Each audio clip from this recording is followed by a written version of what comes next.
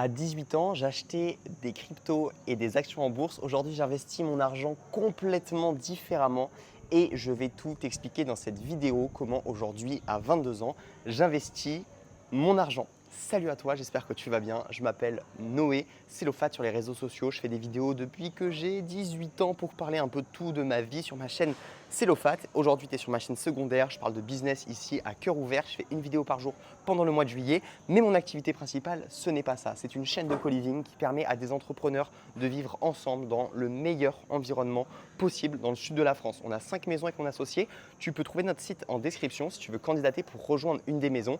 Et tu me diras si tu te plais là-bas, il faut que tu y ailles, il faut que tu ailles voir, il faut que tu testes. Tu peux tester pour voir si tu kiffes. Mais je sais déjà que tu vas kiffer parce que c'est trop cool d'être entouré d'entrepreneurs au quotidien. Bref, aujourd'hui, je veux te parler d'investissement et on va revenir un petit peu en arrière. Moi, quand j'avais 17-18 ans, j'avais mis de l'argent de côté. Et je me rappelle que j'écoutais un mec qui s'appelait Sébastien Coubard qui parlait de bourse et tout. Et j'étais matrixé, j'ai commencé à investir en bourse, j'achetais des actions Apple, des trucs, je sais pas ce que je foutais. Et en fait, j'avais pas beaucoup d'argent, mais je l'investissais comme ça et je pensais que c'était la meilleure chose à faire de mon argent. Parce qu'en fait, j'arrivais pas à dépenser à l'époque, j'avais un problème entre guillemets. Ah bah tiens, ça peut faire une super vidéo YouTube. Je l'ai écrit parce que ça me donne une idée. Guérir, comment j'ai guéri mon rapport à l'argent. Guérir, c'est un bien grand mot, mais c'est vrai que j'ai fait de grands pas parce qu'à l'époque, j'arrivais pas à dépenser et j'investissais mon argent, tu vois, un peu en mode compressé, tu vois. Je garde mon argent et je mettais en bourse des trucs. Alors qu'en fait, j'avais pas de thunes. J'avais mis 10 000 euros de côté à 18 ans en travaillant un peu à droite, à gauche. C'était déjà très très bien. Mais en fait, avec même 10% par an, sur des investissements, je pouvais gagner 1000 balles par an et ce n'était pas l'objectif. Et à un moment, il y a eu un shift où j'ai découvert un peu le monde du business en ligne, etc. Et c'est vrai que là, j'ai commencé à… déjà, dans un premier temps, j'ai acheté des livres. C'était un peu mes premiers investissements sur moi et qui n'étaient plus de l'investissement pour faire fructifier mon argent. Parce que je me suis posé la question de… Bon, au début, je ne me posais pas la question. J'ai juste acheté des bouquins, j'ai commencé à lire, etc. Et au début, tu vois, j'étais un peu mentalité père riche, père pauvre. Je ne sais pas si tu as déjà lu ce livre où il t'explique que le goal ultime, c'est… J'ai une vidéo sur ma chaîne YouTube d'ailleurs où j'explique comment devenir riche et tout. Et j'explique cette vidéo alors que je n'avais pas de thune. Putain, c'est vraiment drôle. Et j'avais compris le cadran du cash flow. Tu sais, au début, tu échanges ton temps contre de l'argent. Ensuite, machin, tu es entrepreneur. Et à la fin, en fait, tu as de l'argent, il travaille pour toi. Sauf qu'en fait, quand tu n'as pas des centaines de milliers d'euros de côté ou des millions d'euros ou quoi, en fait, ça ne sert absolument à rien d'essayer de faire fructifier ton argent. Pour moi, voilà, je vous dis le point principal de cette vidéo, tu dois juste investir sur toi jusqu'à ce que en fait, tu génères suffisamment et après tu mets de côté. Moi, c'est dans cet ordre-là que je le vois.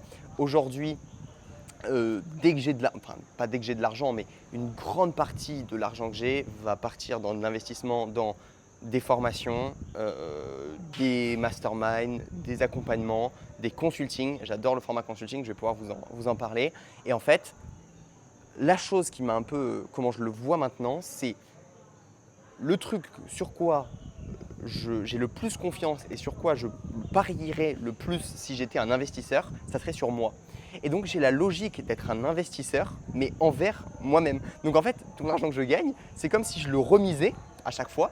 Et la meilleure mise que je peux faire, c'est pas une action Apple, c'est pas le Bitcoin, c'est moi. Genre, et en fait, ça montre la confiance que j'ai en moi-même à créer à nouveau de l'argent. Parce que aujourd'hui, j'ai déjà une certaine confiance dans ma capacité de créer de l'argent. Mais chaque euro que je réinvestis sur moi, je me dis que je suis encore plus… Excusez-moi, il y a beaucoup de bruit. Ils construisent une maison à côté de moi.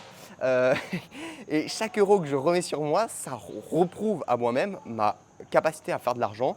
Et en fait, à chaque fois, je réinvestis sur moi. Pour autant, j'essaye depuis quelques temps de, quand je gagne de l'argent, mettre un pourcentage entre 10 et 20% de côté pour effectivement commencer à bâtir. Commencer à bâtir une sorte de… voilà, je rachète des actions, des petits trucs comme ça. Mais c'est quand même de l'argent. Je ne me dis pas je le bloque pendant 20 ans, je veux qu'il soit liquide. Parce que si un jour j'ai un investissement qui me paraît bien à faire sur moi, je sais que j'aurai aucun regret de retirer et de tout foutre sur moi. C'est juste plus pour ne pas l'avoir sur mon compte bancaire qui dort, on va dire, et avoir prendre le pli un peu de dès que je prends de l'argent, le mettre de côté. Je pense que c'est une bonne habitude à avoir. Il y a beaucoup de gens qui le recommandent, même si tu es employé, etc. À chaque fois que tu reçois ton salaire, commencer à mettre de côté, bam, c'est cool pour que soit ça te paye plus tard, soit pour avoir de côté le jour où tu vas investir sur toi, bam, tu prends un truc. Donc voilà, je t'ai surtout expliqué cette logique de j'ai tellement confiance en moi que j'investis en fait sur mon cerveau, j'investis sur mes capacités et le but c'est plus ça que de mettre de côté quelques euros qui vont faire 3 fois rien en bourse ou sur un livret A. Donc voilà, dans l'ordre, on va dire, du plus petit investissement au plus gros que j'ai fait, au début, comme je t'ai dit, j'ai acheté des bouquins, des livres où dedans, tu apprends des choses. Donc oui, c'est un investissement. On peut le dire, enfin, je le vois vraiment comme un investissement, le livre qui t'apprend des choses. Ensuite, on monte d'un cran avec peut-être de la formation. Là, ça peut commencer des premiers produits à 9, 20 euros, 100 euros, 200, 300, 500, 1000 euros, où tu vas avoir des condensés d'informations. C'est super. C'est comme des vidéos. Voilà. Bon, après, il y a à boire et à manger hein, dans les formations, c'est comme tout. C'est un peu le Far West parce que n'importe qui peut créer une formation en ligne, mais les personnes qui ont des vraies expertises ont créé des choses qui sont super cool. Donc, j'achète tous les mois, honnêtement, des nouvelles formations sur des sujets.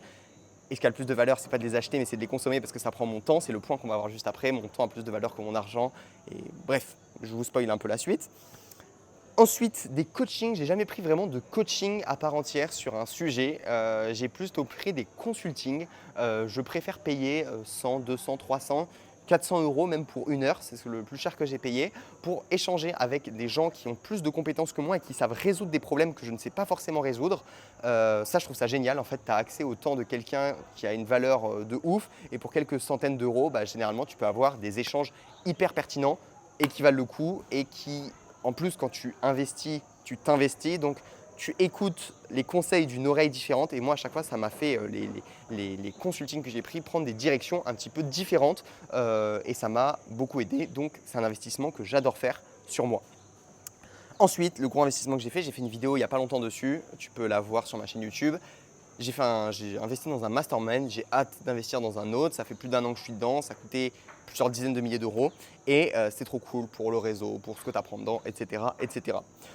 Donc voilà, autre investissement que je fais, c'est aussi dans ma boîte parce que l'argent que j'avais en perso, au final, j'ai mis une grande partie dans mon entreprise parce que on a une entreprise, on a un fonctionnement, on a besoin de cash pour louer des maisons, pour faire des aménagements, etc. Et on va gagner beaucoup d'argent sur le long terme. Cette boîte-là, avec notre système actuel, va nous rendre super riches. Ça va être trop cool. Mais au début, c'est sûr qu'il y a besoin de fonds à mettre. Donc, j'ai investi beaucoup dans la boîte. On a fait des dépenses pour créer les structures, pour aménager les maisons qu'on a, etc., etc. Et il y a une grande partie de mon argent qui est là-dedans. Et pareil, c'est un investissement dans mon entreprise. Ok, on parle argent, ça fait plus cliquer une vidéo où je dis comment j'investis mon argent plutôt que comment j'investis mon temps. Mais au final, je garde à l'esprit, ça je pense que c'est un réflexe qu'on a surtout en France, peut-être partout, hein, peut-être tout le monde, mais quand tu es entrepreneur, je pense qu'il faut faire ce shift entre j'investis mon argent et j'investis mon temps. Le temps est limité, l'argent est infini, tu peux avoir une quantité d'infini d'argent, tu vas en gagner, tu vas en perdre. Le temps, chaque seconde que tu passes, tu ne vas pas la retrouver. Dit comme ça peut faire un peu peur, mais je pense qu'il faut garder ça à l'esprit tout le temps. Et les choses qui te coûtent le plus cher, c'est un peu la morale de cette vidéo au final, c'est pas l'argent que tu vas mettre parce que dès que tu vas investir quelque part, même si tu perds tout sur un shitcoin dans le bitcoin, enfin sur les crypto-monnaies, tu auras appris une bonne leçon. Et le plus important, c'est peut-être pas où tu mets ton argent au quotidien, mais aussi où tu mets ton temps. Est-ce que tu passes des heures à scroller? J'espère qu'après cette vidéo, tu vas faire quelque chose de productif. Casse-toi de YouTube, c'est bon, t'en as assez fait pour aujourd'hui. Et putain, je sais pas, j'espère que vous m'entendez toujours. Et voilà, en fait, il faut garder ça à l'esprit. Temps, plus important que l'argent. Mais tu sais maintenant comment j'investis mon temps. Enfin, pas mon temps, peut-être on fera une autre vidéo là-dessus. Dis-moi si ça t'intéresse en commentaire. Comment j'investis mon argent. N'hésite pas à rejoindre un groupe WhatsApp d'entrepreneurs que j'ai créé il y a quelques temps, gratuitement en description. Il y a aussi ma newsletter, plein de trucs. Bref, on se retrouve plus tard. C'était Célophat. Bisous.